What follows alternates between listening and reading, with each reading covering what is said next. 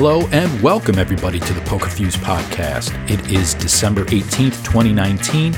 This is episode number 37. I'm your host, Mike Gentili, along with my co-host, Nick Jones. This week on the podcast, high-profile Sunday online poker tournaments with big guarantees have created some buzz in the poker world. We break down the performance of the recent half-price PokerStars Sunday Million, the Party Poker Million, and the $20 million guaranteed Party Poker Millions online.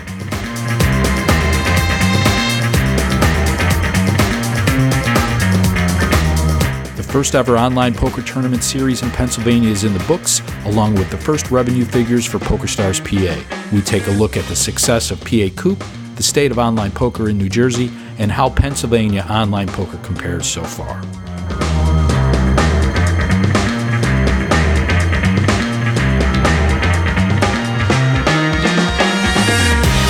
With the prospect of Michigan legalizing online poker, the U.S. market is finally starting to shape up. We discuss the current state of online poker in Michigan, the potential timeline for when players can expect to make it to the online tables, and the current state of affairs for shared liquidity in the states.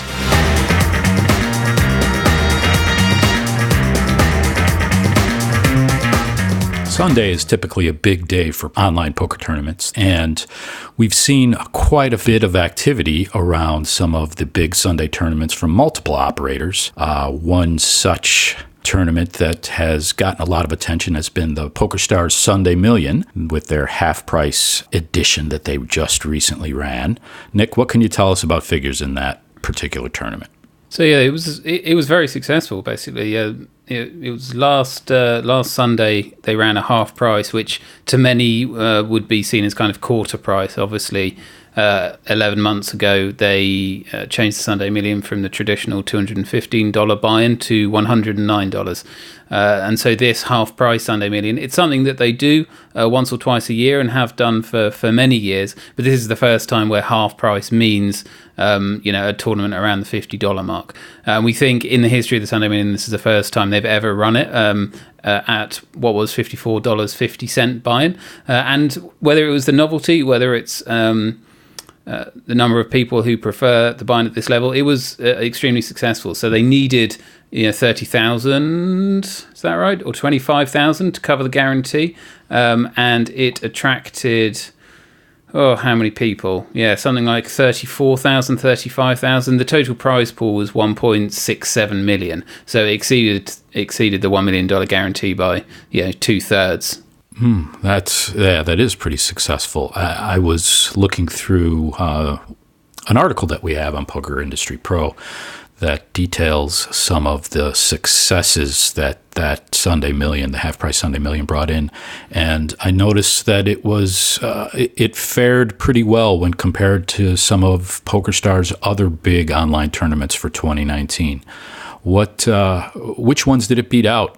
Yeah, I mean, so looking at the Sunday Million since they changed to the 109 level, this was by far the most successful outside their anniversary Sunday Million, which had the huge, $10 million guaranteed, if I remember, back in April? $10 million guarantee, and that had a prize pool of $12 million. It's one of the largest single online poker tournaments ever held. Outside of that, it was by far the most successful. So when PokerStars first switched to the 109 level, that first Sunday, it was very successful. They attracted over 15,000 entries, built a prize pool of 1.5 million, declined after that, and then they've since had a few big bumps when they've ran progressive knockout editions. The highest prior to last Sunday was in August, where they had $1.63 million, 16,000 people entered that. But last Sunday's bested that. Obviously, the number of entries was more than double, so 33,000, and prize pool of 1.67 million. So their largest single tournament for Sunday Millions all year, and potentially excluding some special like WCOOP and Scoop ones, might be right up there with the largest ever for a Sunday Million. So do you think that PokerStars put some extra effort into getting players in seats for this one, such as satellites, promotions and stuff? Or does this seem like something that the price point was driving the success of? Yeah, it's probably a combination of both of them, and also I think the novelty factor. So they definitely did run more satellites than normal. They ran a special spin and go, which was, I think, just a 55 or 60 cent buy-in, which awarded either a ticket directly to the tournament. That was, I think, the top prize or second top prize. And then lots of the other prizes in that spin and go were tickets to satellites to that tournament. There were satellites starting for less than $1. They have that every week for normal Sunday Millions, I assume, but there was extra special effort. I think it was double the number of people they needed to get in the seats, so they really made the effort there. Obviously there's more people who would who can play a $50 out of $100 as there would be a $200. I think that's just the economics. The lower you go, the more people. The question is, does halving it double the number of people? And It's hard to know from just one. As we said, when they first introduced the 109, that got 15,000 entries, built a prize pool of over 1.5 million. So we're in roughly the same ballpark. The next 8 weeks after that first week, it declined and down to the level where it was only just covering its guarantee. So it's hard to know whether, PokerStars looks at that and goes like, oh, we should switch to the $50. That's what they thought when they went from 200 to 100. And of course, after the novelty wears down, you end up back at effectively an equilibrium point. Okay, so looking back at the change to the 109, we can assume that there's at least a pretty big potential that this may fall off if they were to continue it for several weeks in a row. And it's probably not going to be, because it's not double, is it safe to assume that the amount of money that PokerStars makes off of it is lower than if it were a 109? Was if they switch from the 109 to a 55, are you saying? Or from the they would still then need to double. They would need to double the number of people and still make the same amount of money, correct? Yeah, exactly right. Yeah, so they for this occasion, they cut it exactly in the middle. So it went from a 109 to a 54.50. So their rake percentage, which is 9%, was exactly the same.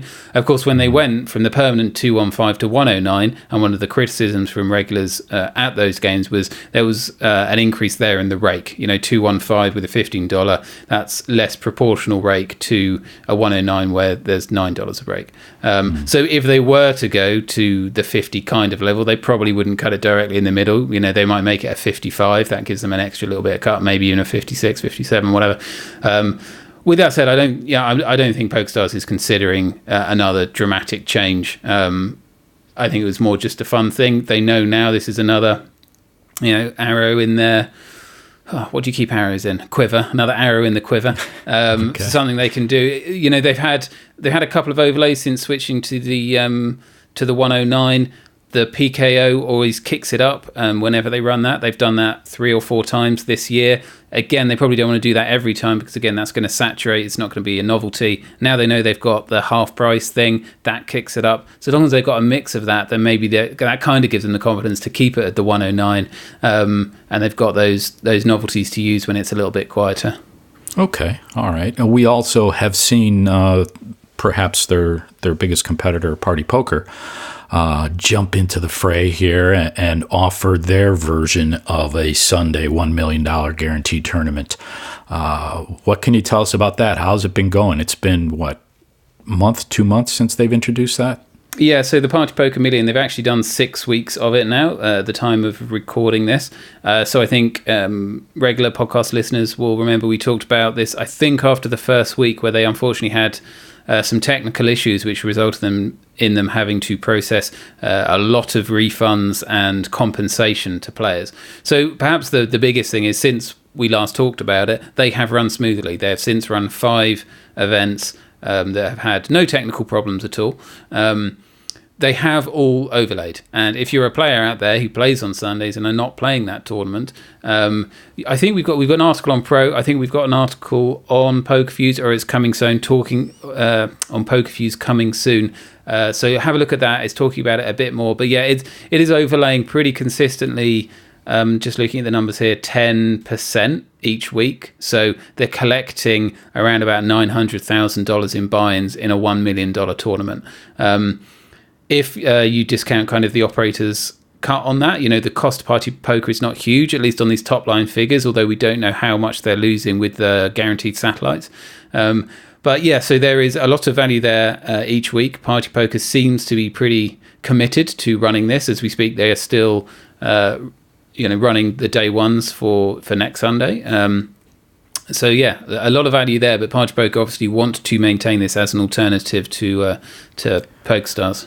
While you have those numbers up, what's the biggest overlay that they've had? Average, total? Give us some top-line figures about these overlays. Yeah, so looking at the table we've got here, the numbers I've got, the ones I'll read off are if we discount... in fact, we've got both here, so that's useful. But I think perhaps the most relevant is if we consider it a rake-free tournament, so everything that Party Poker collects goes back, then one of the 6 weeks has actually made a profit of $1,500, so like 1 or 2%.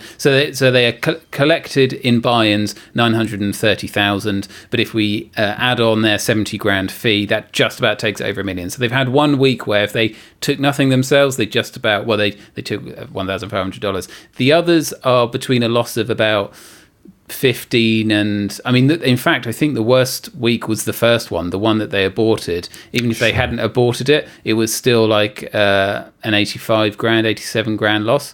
Last week's, for example, fairly typical. They collected about $900,000, so that's a 100 grand overlay, but if we include their fee, that makes it 970,000, so it's a 30 grand loss. Yeah, from a business perspective, it's not only what they're doing in this specific tournament, but the opportunity cost as well. So this replaced their normal Sunday lineup, correct?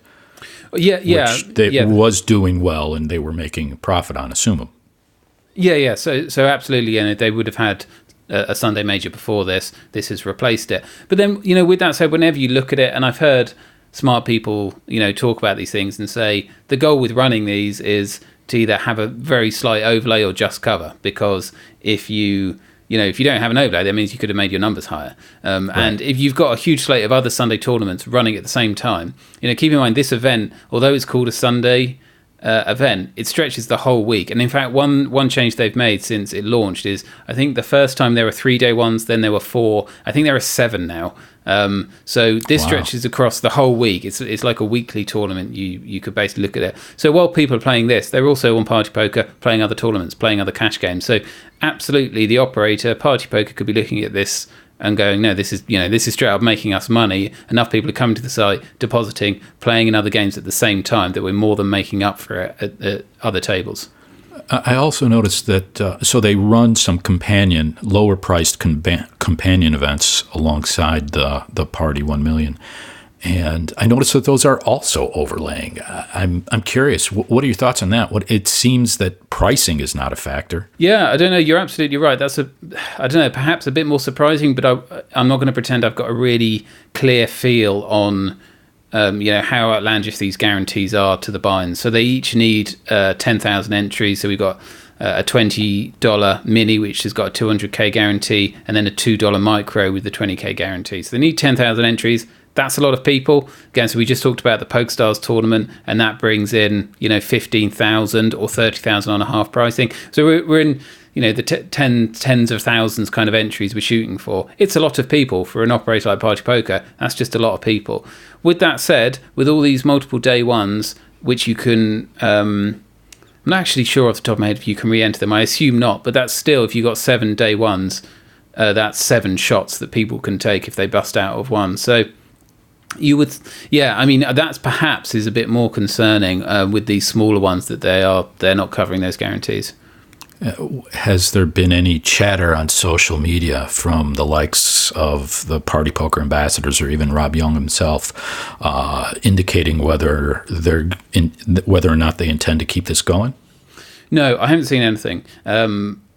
With that said, a couple of caveats there. I perhaps on the PokerFuse team follow the ambassadors much less than other people, so okay. I might not be the one to say, but I would say that there's been perhaps less chatter about what I think is one of the most ambitious things that an operator has done this year is this event. I think when it first came out, it generated quite a lot of hype and interest. When we published this article about 6 weeks of these and their overlays, I think that's the first time anyone's written about this in over a month. Which for a tournament which is so big, trying to go head to head with PokerStars, maybe there's a slight failure on their part to continue getting the word out that this is out there. And there's a huge amount of value out there as well. Yeah. Well, speaking of ambitions, Party's never been shy when it comes to that, and that is evidenced in their running of the Party Millions, which we just saw again recently, and it once again met its big $20 million guarantee. Yeah, so and because it's quite the naming is quite confusing. The Party Poker Million, as I understand it, refers to their Sunday tournament that we've just been talking about. The Millions Online is the $20 million online poker tournament, which they just ran for their second year at that level, at the $20 million level. It's actually their third ever. The first one was a $5 million guarantee. But yeah, so it had double the buy-in of 2018. The party line is to bring it in line with their other live events, which all have $10,000 or pounds or euros as a buy-in. Obviously, they only need half as many people to fill seats. Of course, it costs twice as much. And yeah, as you say, it covered. Unfortunately, it did not set a new record, which maybe is a little bit disappointing for them. So in 2018, the prize pool was almost $22 million. It attracted, again, Pro, and Nudge has done some amazing work with the data there. So if you have access and are interested in the numbers, do check that out. I'm cribbing all off that, basically. But that attracted 4,370 entries. So this year, $10,000 buy-in, same guarantee. It surpassed $21 million, which is fantastic. Attracted 2,109 players, so 100 more than needed. I imagine Party deep down probably wanted to be able to say it was, set a new record, because this is the largest single online poker tournament ever by a hugely long shot. I mean, after these two events, the next one is a PACOOP main event with a $12 million prize pool. So this blows it well out of the water. Again, of course, when you're talking about these things, when you're talking about how many day ones they've got, how many months of satelliting it in, they're not direct equivalents. But as a headline thing that you want to advertise, this is now the second largest online poker tournament. So it's a shame they can't say the first, but also I'm sure there was a collective sigh of relief that there wasn't a big overlay here. Yeah. Well, I think it's encouraging. They have announced that they will run this event again in 2020.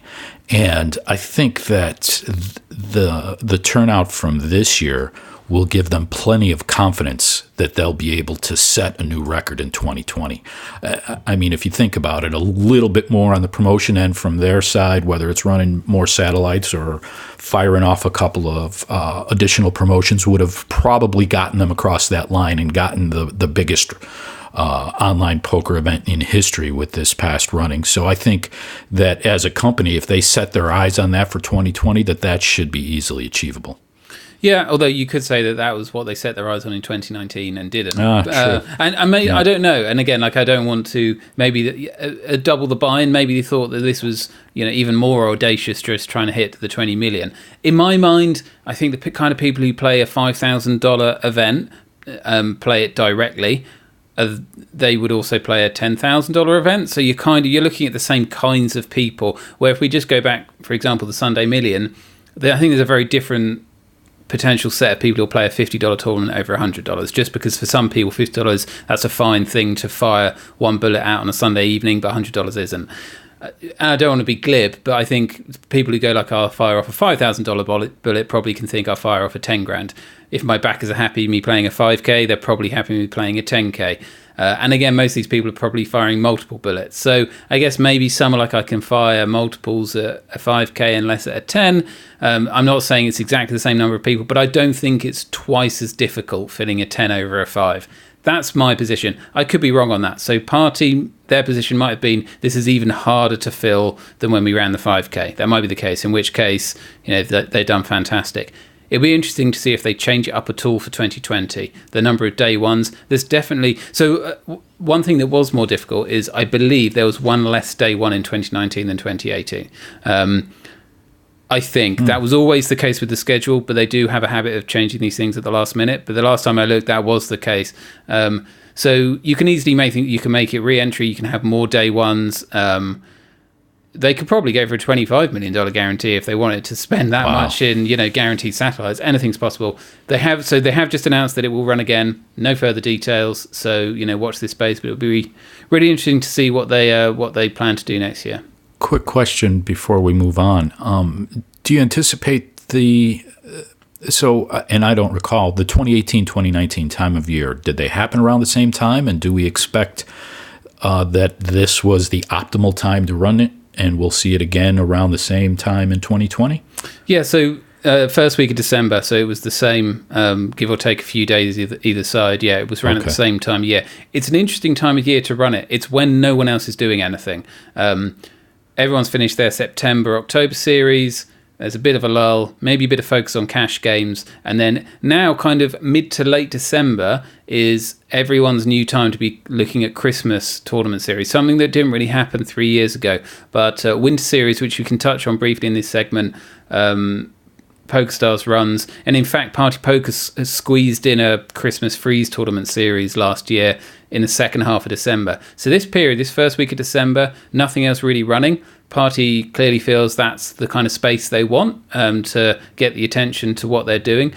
Only interesting thing is, a year ago they said that the Millions Online would be part of a larger tournament series. It didn't happen. They said that again in 2019. It didn't happen. It was just a single tournament running on its own. So that, I would assume from my perspective it's easier to run a bigger series and get more attention. And obviously they thought that ahead of time, and then when it's come round to it, they've decided, no, let's just make sure we get the players in the seats of Millions Online, I guess. So it'll be interesting to see if they say that they're going to do that in 2020 and whether they actually execute on that. Or whether we just, but I'll be very surprised if it's not the same kind of first week of December. Okay, so these tournaments that we've been talking about in this segment have all been, this has been a look back. Let's look forward. You had mentioned Winter Series coming. What can you tell us about that? Yeah, so, very, very quickly, Winter Series is starting, I think, Christmas Day, so, in a week's time. This is their third, I believe, Winter Series. Let me just bring up the details. Yet again, quick plug for Pro and all the great work Anaj has done with that. Loads of data up there. But yeah, Winter Series, I think it is their third. Yeah, and now it's huge, basically. $50 million guaranteed. Basically puts it right up there with WCOOP and Scoop. And nothing else comes close except for one series GG Network has run, which had a $50 million guarantee.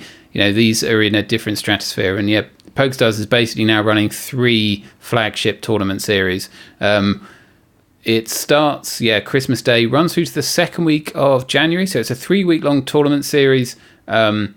Runs a real spread. No kind of super high rollers, I don't think, but everything from the low to the high stakes is there. Just a huge spread of tournaments, huge number of guarantees. Yeah, massive. How does that $50 million series guarantee compare with the previous versions? Yes, good question. Let me just have a look. I believe it's up from 40 million last year. There's just so many because great. This is a pretty big undertaking. This has turned into a major online poker series. You just mentioned that it compares right up there with WCOOP and Scoop. Yeah. So it was 40 million last year. I think they paid out over 50. So it's not even risky for them, to be honest. They did it last year without even trying. It's just amazing how they do this with.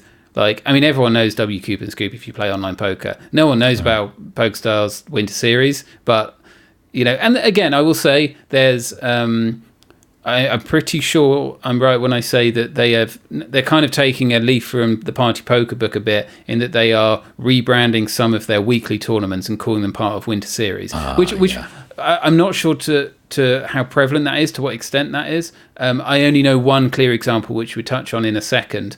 But, PokerStars weekly schedule guarantees how much million, I don't know, but a lot. So there's always stuff you can do there. Ultimately, people love playing tournaments. And what's interesting is, I think most interesting perhaps, it's gone from $40 to $50 million this year. Same number of tournaments, 242.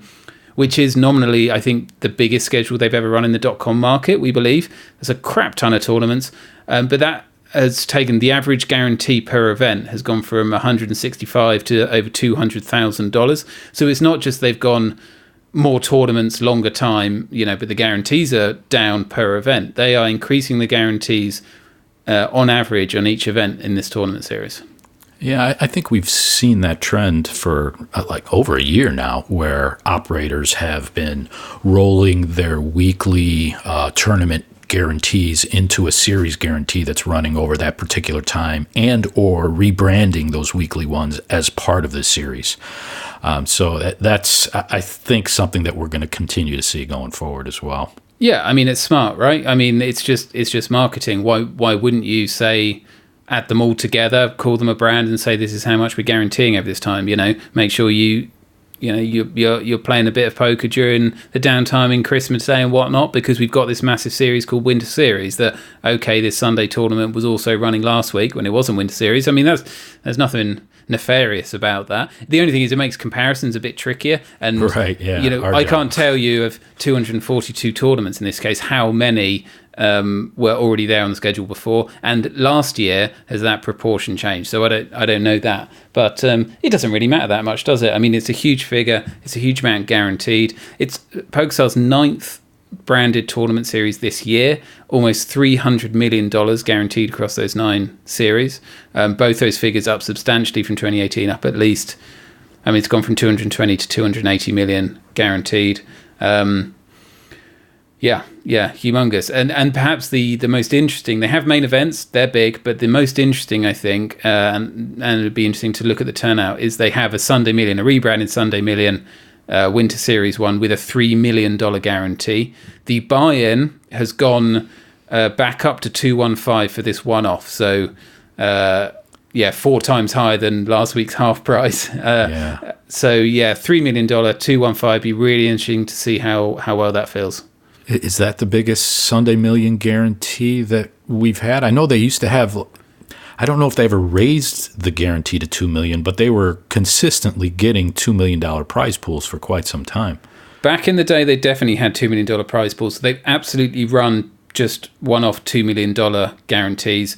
They've absolutely run $10 million guarantees for anniversary specials. And I believe, again, during WCOOP and Scoop, there's probably a $215 WCOOP or Scoop event, which looks exactly like a Sunday Million. That's probably got a large prize pool. So this is not, but as a kind of, we can't even say it's not a special because it's during Winter Series, which is as big as WCOOP and Scoop and whatnot now. But it's a lot of people. It's a lot of people in a 215. It's interesting. It'll be interesting to see how players respond with Sunday Million going back to that classic buy-in level for sure.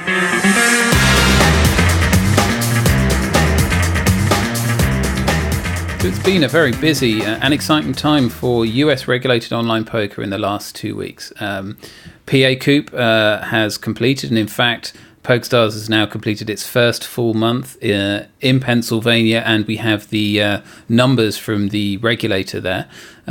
We also have numbers from New Jersey, and it's interesting to see the pattern between those two markets.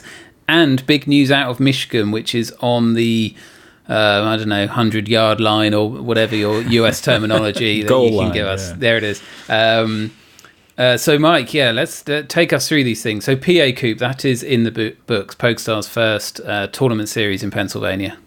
Yeah, and it was quite successful. They ended up with a total series prize pool of over $1.5 million, eclipsing their guarantee, which started at $1 million, I think, and was raised a couple of times. Ended up being $1.225 million in the end. So that was a 27% surpassation. Yeah, I don't know. It surpassed it by 27%. Total guarantees, total entries, I should say, 12,612 for the series, which is quite impressive. And the main event, which ended up pulling in 830 runners. And yes, I am reading Anuj's article on PokerFuse, by the way.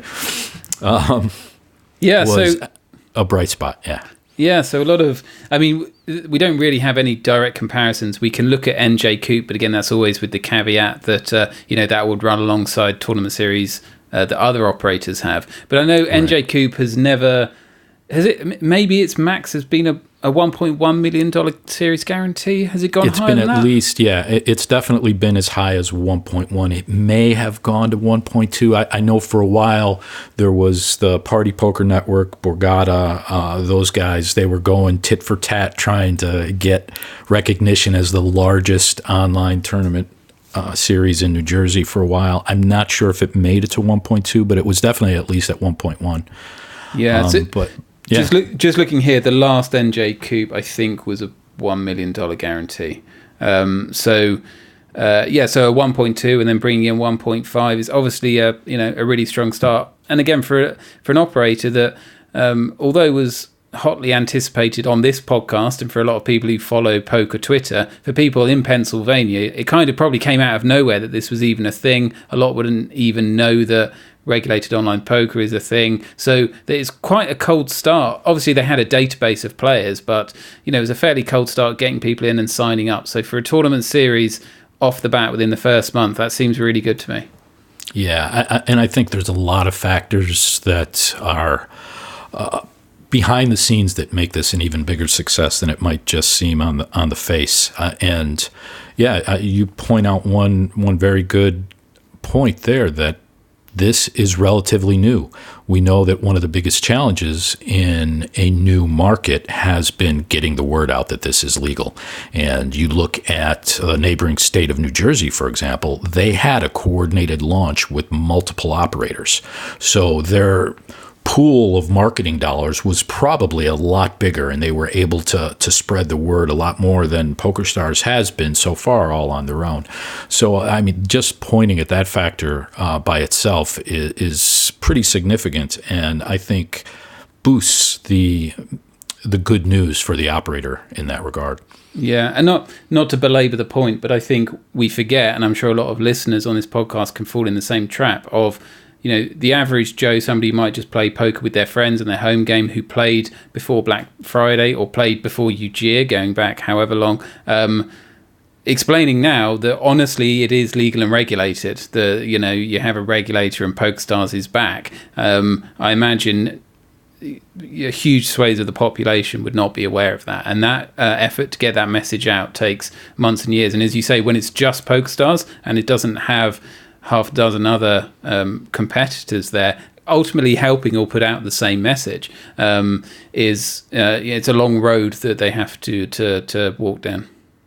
Yeah, and we saw as the gaming board released numbers for Pennsylvania online poker for the first time this week, we saw that in the partial month of November, PokerStars reported just under $2 million in revenue. And looking at New Jersey and how that compares, I know, Nick, that you're working on an article for Pro right now. What can you tell us? How does that stack up? Yeah, and again, with the same kind of caveats that we stated before, that the situation is different in the sense of the market size, the competitors. And you say it wasn't a full month, but yeah, it is. If we try and take a pro forma number, so as if PokerStars had launched in the beginning of November, it makes it larger than any November that all operators combined have generated in the state of New Jersey. So, and we've got 6 years of data in New Jersey. Their best November month they had was back in 2016 when they brought in just over $2 million combined. We could say PokerStars PA is probably around the $2.1, $2.2 million pro forma mark. So, yeah, for one operator from a cold start, it's beaten New Jersey's best kind of month. If we look at every single month, and obviously it's important to note that poker is pretty seasonal, and so there is always going to be stronger months. New Jersey has had bigger months. They had, when they first launched, some $3.5 million months. January 2014, their first January hit that level, but still the PokerStars Pennsylvania numbers again on their own. This is, the New Jersey numbers are 3 operators combined. I think it's like the 13th or 14th biggest month stacked against New Jersey's best months ever over the 60, 70 months they've been running. So it kind of supports, I think we talked about this last podcast, I think it squeezed in there, the cash game traffic that we saw from Pennsylvania, which, PokerStars Pennsylvania, their traffic is more than all the New Jersey operators combined by a decent chunk, by about 25-30%. And we're seeing that exactly in the revenue numbers as well. Yeah, and I think it's even more impressive in my mind the time of year that it's running. So we're looking at these revenue figures from November, and as you mentioned, online poker is pretty seasonable, and we've seen a shift in the U.S. markets to once shared liquidity went live. Things in New Jersey have played out such that November is probably one of the lowest months for online poker revenue of the year. And at the same time, I would have to think that it's at least got to be similar in the neighboring state of Pennsylvania for the reasons. And for them to perform that well in what is now becoming the traditional low part of the year for online poker in the U.S. It is also impressive, and I think that it bodes well for the future of Pennsylvania online poker. Yeah, absolutely. It'll be interesting to see if Pennsylvania does follow the same trends. Obviously, they probably won't get the same kind of boost that WSOP does when they have their summer series, but still. The New Jersey revenue, we've just had it released last week. 2019 November was the worst month ever in the New Jersey market, lower than the previous worst month, which was November 2018. And then the months prior to that were worse as we go up. The low points were September and October. So absolutely, these months, PokerStars entered in a month which was definitely a low point. December, January, February are the traditional highs globally, and we should absolutely see some natural growth there. And then, as you touched on, Mike, on the New Jersey front, there can be a bump as well in the summertime. But yeah, being that PACOOP, almost all of it was played in December. It wasn't a full month, cold start, etc., etc., etc. I'd be very surprised if December isn't significantly higher than November's revenue when you combine all those factors, potentially beating New Jersey's best ever month or getting close to it. Yeah, one interesting thing that came out of the New Jersey numbers was PokerStars. So this November would be the first time where they would have both running in tandem operations in Pennsylvania and in New Jersey. And they suffered perhaps the biggest decline in November. And it turned out to be their lowest revenue month on record since they launched in, March 2016. And, it's a bit early to try and point at specific reasons why that happened. We could look at some potential reasons. One of them being that, perhaps there was a contingency of players that live in New Jersey or live, along the border that were, or live in Pennsylvania, that were traveling to New Jersey to play online poker. And perhaps those people no longer have the need or the reason to make that trek. Sometimes people, especially if they're professional players, will, they travel to work. And if they're close to the border, maybe was part of their daily routine. Another potential reason for that drop could be the attention of the operator has shifted focus a bit, and they're putting more of their efforts, or they were putting more of their efforts into promoting the new Pennsylvania launch.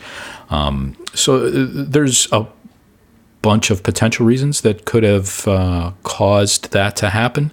It'll be something that's definitely interesting to watch going forward to see if there's any continued knock-on effect from having a neighboring state offering online poker. And that is perhaps a lesson learned for other operators that are looking to launch in Pennsylvania. Yeah, it's a really interesting point. When you just look at the raw figures, PokerStars made 4 times more revenue in Pennsylvania than they did in New Jersey for states which are, roughly the same size. Obviously, Pennsylvania is slightly larger, but we're talking in the same, order of magnitude.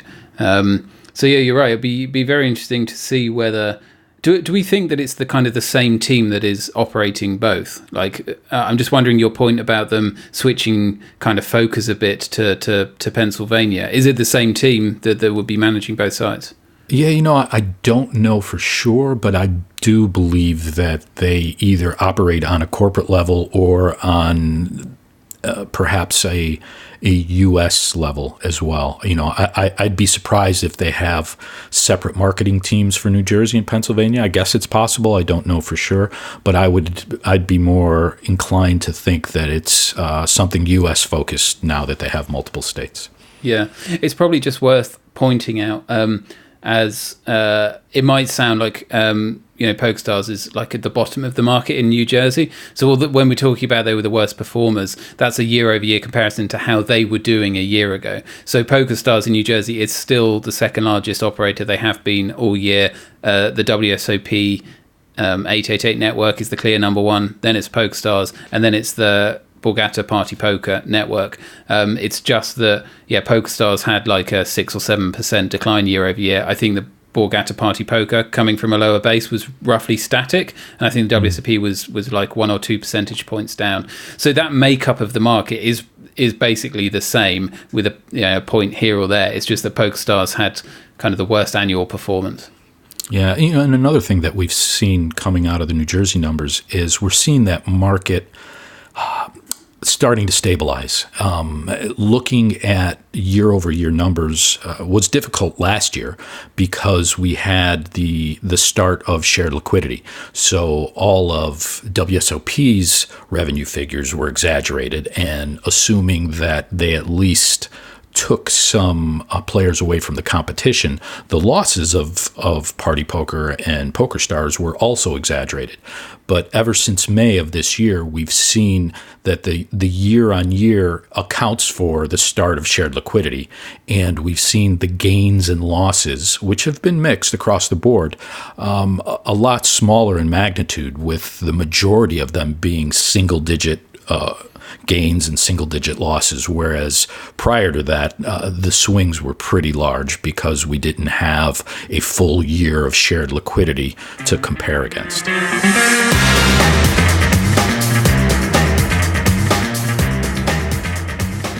So online poker and online gaming in Michigan. There was a bill a year ago that got to the governor's desk and it was vetoed. A similar bill, or the same bill, has reached the governor's desk again, and people are more confident this time that it will get signed through. Mike, what can you tell us about it? Well, the most important thing is it has not yet been signed into law, but all arrows are pointing to the fact, or pointing to Governor Whitmer, and everyone seems to think that she's going to be on board and going to actually sign the bill this time. The reason they think that is because her administration, her staff, has been working with lawmakers to try and address the concerns that she had going in, which have made it a lot more likely that she will sign the bill. So first question, it was the same governor a year ago who vetoed it, is that correct? No.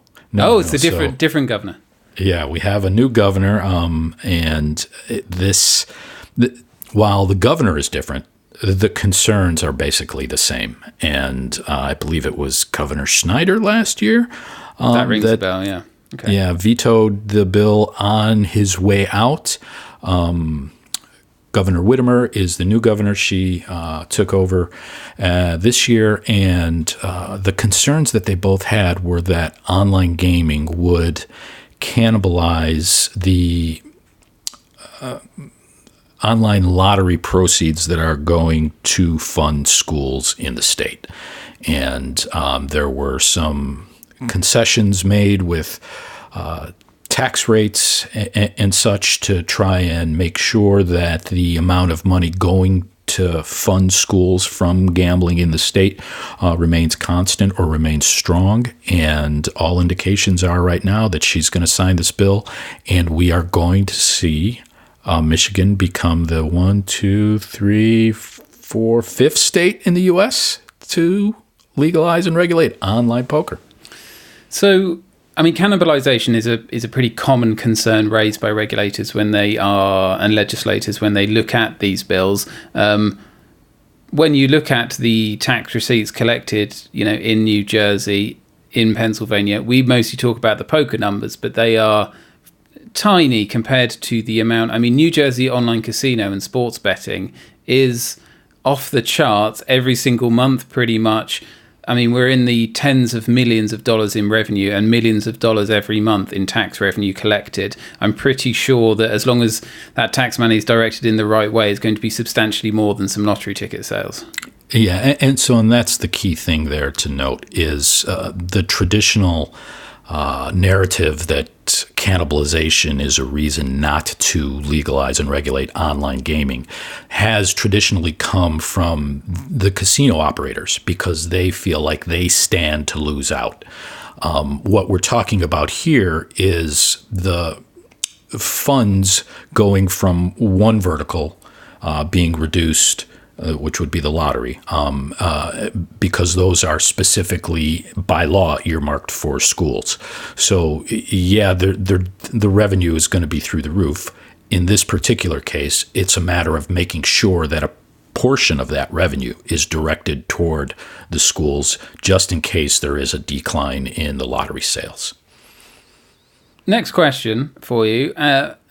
Maybe you can allay my skepticism here, but when I was first read about this 10 days ago and saying that it had passed all the things and it just needed a governor's signature, I heard a lot of people saying that this is going to be signed on Wednesday. Tuesday or Wednesday, this is going to be signed into law. Well, as we record this, that was over a week ago, and no one has said or published anything since then. And maybe she's just got other stacks of paper on her desk, but it seems a little bit odd that everyone was so confident and things have been so quiet the last week. Yeah, there's definitely been a lot of crickets in the last 7 days. I'm not exactly sure where or why they were so confident that she was going to put pen to paper right away. I know that there was some sense of urgency that this gets approved by the legislature because they typically adjourn for the year on a specific date, and I believe they're already gone. But that isn't usually the case with the governor. Governor's in there working, and even if her schedule is jam-packed, there's usually enough time to sign a couple of bills into law if you're already on board with them. So it's curious as to why it hasn't happened yet, but I would not yet look at it as a sign that there might be some trouble. Okay, well, let's talk on the assumption the next time we record a podcast, it has been signed into law. It still seems like the most likely result. What can you tell us very briefly just about how good this bill is in the tax rates, what can you expect in terms of timeline for online poker rooms, and whether this is online casino and other stuff, when we can hope this all might come online? Yeah, so from a tax perspective, as it relates to online poker, it is a bit higher. We had seen that was actually one of the changes that was made as it went from the House to the Senate, is they did up the tax rate there. Now, whether or not that's going to make a difference for an operator, and the difference that it would be would either they would choose not to enter the market, which it's nowhere near in that range of being that high. The other thing is, would they reduce the amount of rewards that they offer compared to another state? I don't even think the difference is that high either. So I think the tax rate is going to be fine. It's something to look at long term, but initially I don't think it's going to be an issue. I think the big question here is, how long will it be before Michigan actually goes online? We've seen a variety of different timelines when we look back at New Jersey and Pennsylvania, for example. New Jersey was up and running 9 months after they got the bill signed, and Pennsylvania was closer to 2 years. So where will this one fall? It's hard to say. I would imagine that it will probably be somewhere in between. I don't know that you're going to have the the push that we saw in New Jersey. So when New Jersey happened, everything happened at the same time. It was all of the poker operators going online. It was online casino. And the big difference there is they didn't have online sports betting at the time. And sports betting has proved to be probably the most profitable vertical of all the online games. And it only makes sense that operators and regulators would prioritize things based on where they can get the most bang for their buck. And right now, I think that is going to be sports betting.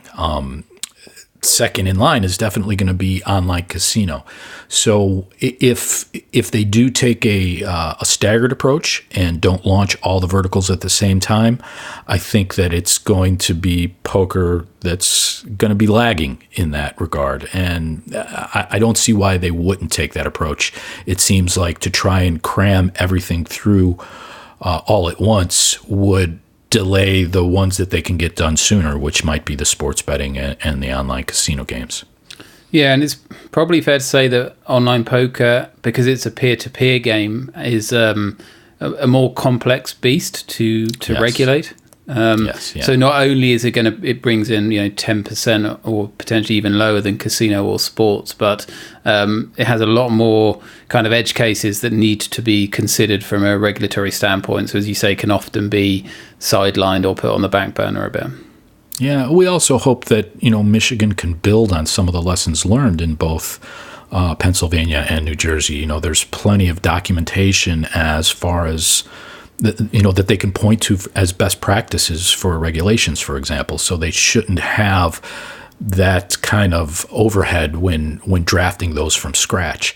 So there are some reasons to be optimistic. It's potentially possible that we could see online poker before the end of 2020, but I'm thinking probably more Q1 2021, maybe even Q2 before we actually see online poker go live in Michigan. And so one thing we could just touch on briefly, because I saw some chatter about this, and I think covered in our PokerFuse article really well, is that the bill did have language in it explicitly permitting cross-border play. And that clause was removed, leading some concern that there was no opportunity for shared liquidity and online poker. It's since been clarified that the law doesn't explicitly say that it can't happen. It's just that there is not that explicit mention that it can happen. So what we might see, hopefully, is some clarity around cross-border shared liquidity, potentially the MSIGA expanding the multi-state internet. I probably just got all of that wrong. No, it sounded like you got it right. That agreement could have expanded to Pennsylvania. Potentially by the time Michigan comes around, the dream scenario is it's a no-brainer to just have that baked in, and they can connect it up to what could be 4+ states sharing liquidity in 2021.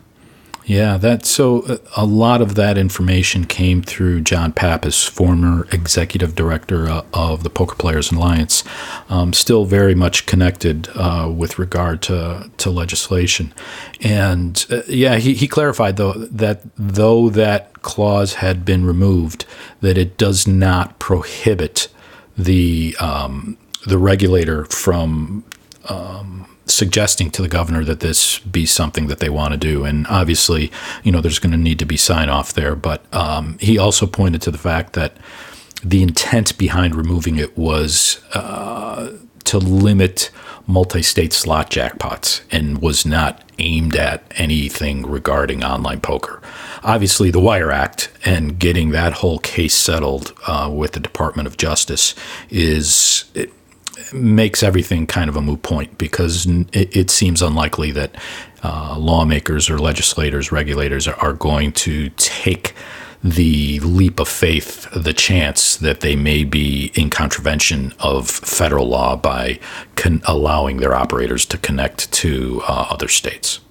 We should certainly have clarity, at least on the New Hampshire lottery case as it pertains to the Wire Act, which, if favourable to New Hampshire, may lead to someone like the WSOP with similar claims for clarification, which might lead to It's either that or obviously you appoint a new president at your next election to get clarity on the Wire Act. But it seems like by 2021 there should be a lot more known about, the status of this new Wire Act interpretation.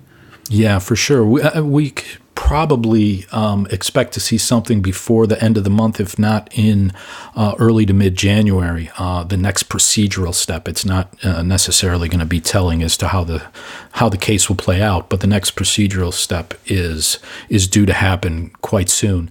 So that case will progress. Worst case scenario is that it ends up in favor of New Hampshire, and the DOJ appeals it, and it gets kicked all the way up to the Supreme Court, and they decide to hear it. Trump administration stays in power, so the priorities of the Department of Justice presumably stay the same. I guess it could drag out for a while, but that seems like it has to be the coming together of a perfect storm for that to happen, and I expect that we will see either some resolution to the case or some settlement sometime in the first half of 2020.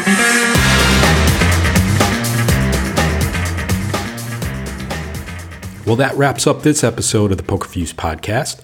As a reminder, please give us a like and a subscribe wherever you get your podcasts. And you can also follow us and interact with us on Twitter. Nick is at PokerProJones. I'm at SpookyBugs. Thanks, everyone, for tuning in.